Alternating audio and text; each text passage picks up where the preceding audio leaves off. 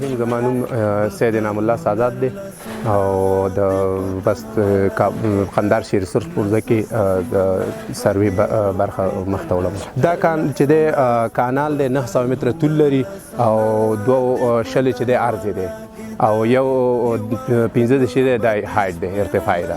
مسلکي اوس فعلا داسې ووایه چې موږ 15-14 پورې مسلکي کسان دلته کار کوو او غیر مسلکي کسان چې دي یعنې 15-50 ته رسیږي. یعنې د فیصدۍ د نګاه نه چې ووایم نو داسې ووایه چې 12-14% کار موږ کړی دی انشاءالله.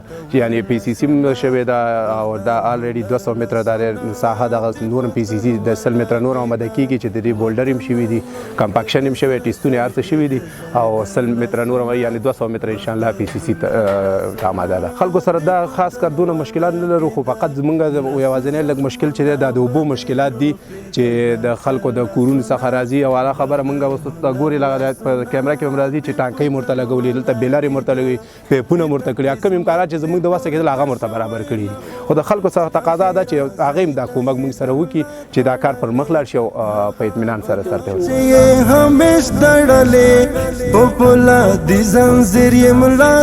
دلته موږ ته د کار زمینه برابر شوې ده. ډېر جنج خوشحاله یو چې زموږ د بچیانو یو ګوله پیدا شوې ده، بیکاري وه. ډېر مننه، ډېر موږ ستاسې څخه خوشحاله یو، د کارو څخه خوشحاله یو. ډېر زیات دي بیکاره دي، موږ ډېر خوشحاله یو دغه بوسته کې اخته یو استاد چې دا کار روان کړي. ډېر زیات بیکاره ورته خو چې کار روان دی ورته هغه ساحې خلک ډېر زیات دي بیکاره دي.